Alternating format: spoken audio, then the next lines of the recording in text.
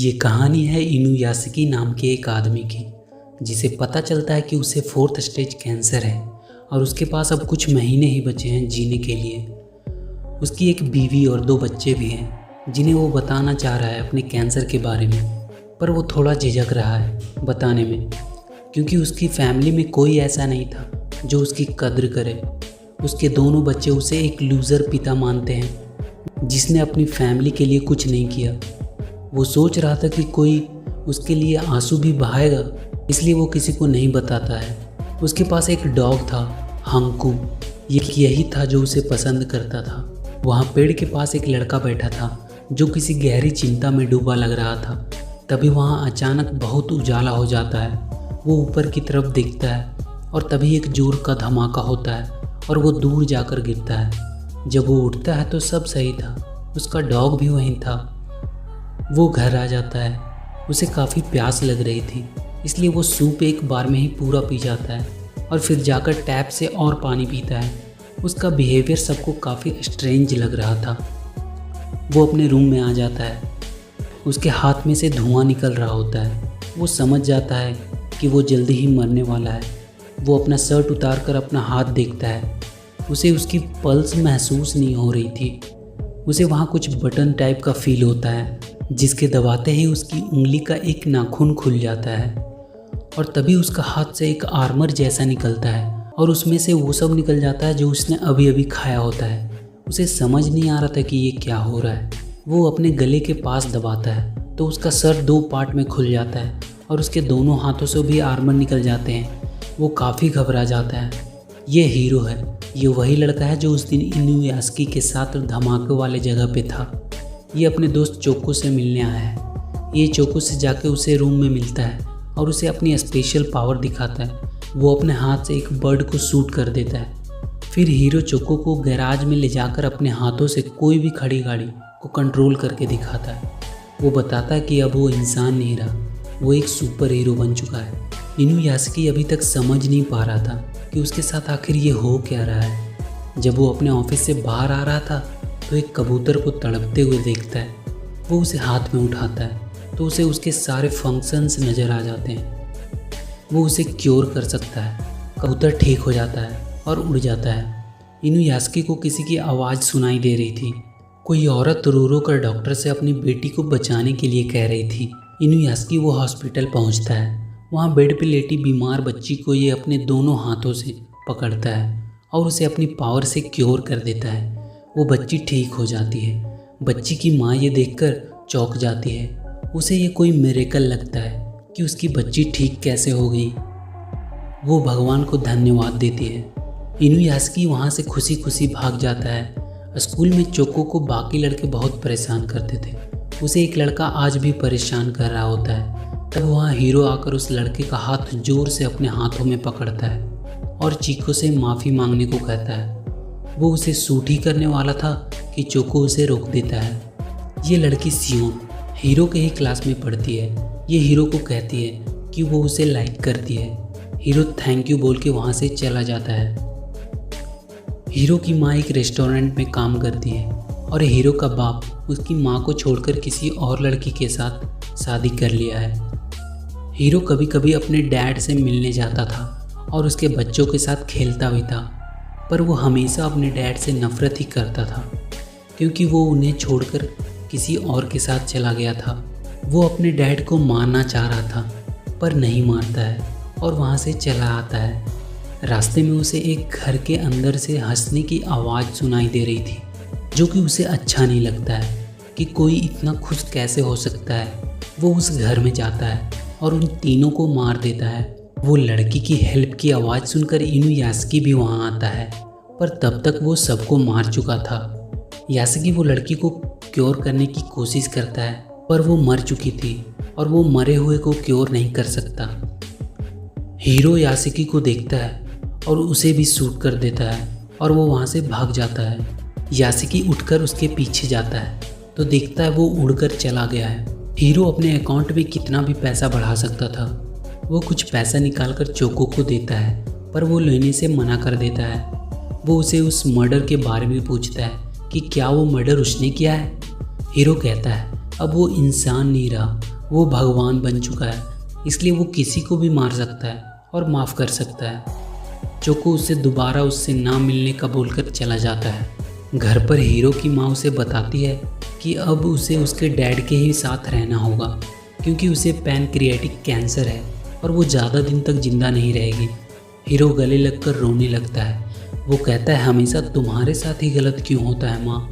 यासुकी के घर में भी कुछ ठीक नहीं चल रहा होता है। उसके घर वाले हमेशा नाराज़ ही रहते थे उससे। उसकी बेटी तो उससे नफरत ही करती थी। वो अपने कमरे में अकेला बैठा रो रहा होता है। तब उसे हीरो की याद आती है कि कैसे उस दिन हीरो उड़कर वहाँ से चला गया। इसका मतलब वो भी उड़ सकता है। वो अपने घर के बाहर निकलकर उड़ने की कोशिश करता है और वो सच में उड़ने लगता है। वो अपने साथ अपना डॉग हैंको को भी ले लेता है। वो उड़कर वही पार्क में जाता है। यहाँ चोको वही बेंच पे बैठा रो रहा होता है। उसे समझ नहीं आ रहा था कि वो क्या करे।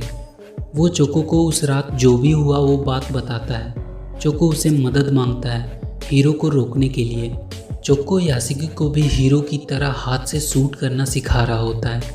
हीरो की माँ डॉक्टर से पूछने आती है कि उसके पास अब कितना टाइम बचा है। तो डॉक्टर कहता है, तुम्हारे अंदर के सारे कैंसर सेल गायब हो चुके हैं।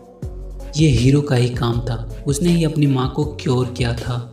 हीरो अपनी माँ के साथ जब घर जा रहा होता है तो वहाँ पुलिस उसे रोक लेती है और कहती है कि वो पिछले हफ्ते एक फैमिली के मर्डर केस में उससे बात करना चाह रहे हैं। हीरो भागने लगता है। वो पुलिस को शूट भी कर देता है और वहाँ से भाग जाता है।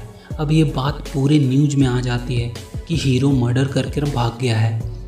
हीरो भागकर सियोन के घर आ जाता है और उसी के घर छुपा रहता है।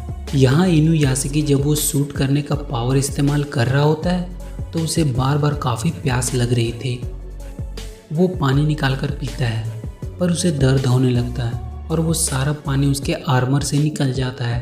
चिको को समझ आ जाता है कि इनकी कमजोरी सोडियम है, क्योंकि उस पानी में सोडियम मिली हुई थी।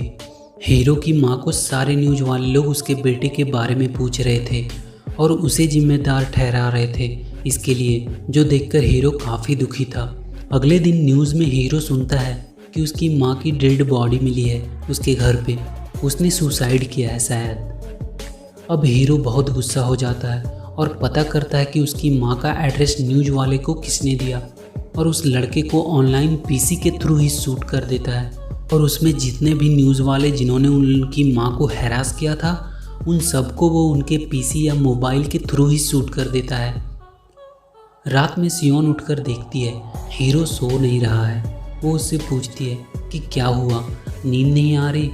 फिर हीरो उसे अपना असली रूप दिखाता है और कहता है कि अब वो इंसान नहीं है। वो सियोन को लेकर आसमान में चला जाता है। वो कहती है उसे फ़र्क नहीं पड़ता तुम इंसान हो या रोबो, वो उसे कभी खोना नहीं चाहती है। न्यूज़ में हीरो सुनता है कि कोई आदमी है जो कि बहुत से लोगों की बीमारियों से क्योर कर रहा है। वो समझ जाता है कि उसके जैसा कोई और भी है। एक रात को हीरो सो रहा होता है, तभी पुलिस उसके घर पे आ जाती है और अंधाधुंध फायर कर देती है। वो भी शूट करके सारे पुलिस वाले को मार देता है। इस फायर में सियोन की जान चली जाती है। यासुकी के घर वाले जब काम पे जा रहे होते हैं तो उन्हें यासुकी मना करता है कहीं जाने से, लेकिन वो लोग नहीं मानते हैं और चले जाते हैं। हीरो अब पूरी कंट्री के खिलाफ ही जंग छेड़ देता है। वो कहता है पुलिस ने उन सबको मार दिया जिसे वो प्यार करता था, इसलिए अब वो जापान के एक भी आदमी को जिंदा नहीं छोड़ेगा। और वो सबको उनके पीसी और मोबाइल से मार्केट में लगे टेलीविज़न से सबको शूट करने लगता है। चारों तरफ अफरा तफरी मच जाती है। इनुयासुकी को भी बहुत सारे लोगों की चीखें सुनाई देने लगती है। वो सबको मार देना चाह रहा था। उसकी बेटी जिस बिल्डिंग में थी वहाँ भी जो इंसान अपना मोबाइल यूज कर रहा था मर रहा था। चोको यासुकी की मदद से एक मैसेज सब लोगों को देता है कि सब अपना मोबाइल और पीसी यूज़ करना बंद कर दें, नहीं तो सब मारे जाएंगे। पर इससे हीरो को कोई फ़र्क नहीं पड़ता। अब वो शहर पे मिसाइल से हमला कर देता है। यासुकी उसके पास पहुंचता है और उसे ये सब बंद करने को कहता है, पर वो नहीं मानता है। यासुकी उसे उसी के स्टाइल में शूट करता है। वो गिर जाता है।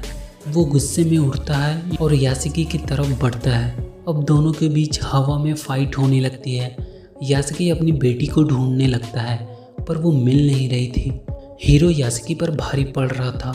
वो अपनी जेब से एक बॉटल निकालता है और पानी पीने लगता है, पर यासुके शूट करके उस बॉटल को फोड़ देता है।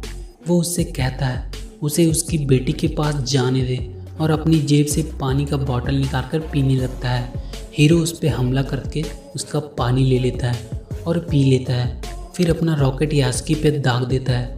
यासुके भागने लगता है पर हीरो उसे पकड़ लेता है और उसे अपने रॉकेट से मारने ही वाला होता है कि उसके हाथ से धुआं निकलने लगता है, क्योंकि जो पानी उसने पिया था वो सोडियम वाली थी। यासुके उसे अपने रॉकेट से मार देता है और अपनी बेटी के पास आ जाता है। वो सांस नहीं ले रही थी। वो किसी तरह उसके हार्ट को प्रेस करता है तो वो सांस लेने लगती है। तभी उसके मुंह पे एक जोर का पंच लगता है और वो दूर जाकर गिरता है। हीरो अभी तक मरा नहीं था। वो उसकी बेटी को भी शूट कर देता है। वो यासुके को बहुत मारता है। यासुके वहीं पड़ा देखता रहता है और वो उसकी बेटी को बिल्डिंग से फेंक देता है। यासुके गुस्से में अपनी पूरी ताकत से उठता है और अपनी बेटी को बचाने के लिए कूदता है। हीरो भी उसे मारने के लिए कूदता है, पर हीरो यासुके के जहाँ भी टच होता है वो वहाँ से बिखर कर टूट जाता है। यासुके अपनी बेटी को बचा लेता है। अगले दिन जापान के प्रेसिडेंट ये ऐलान करते हैं कि उन लोगों ने हीरो को मार दिया है और मूवी यहीं ख़त्म हो जाती है। तो वीडियो अगर अच्छी लगी हो तो लाइक करो और शेयर करो और चैनल को सब्सक्राइब तो ज़रूर कर लो। मिलते हैं अगली वीडियो में। Good bye.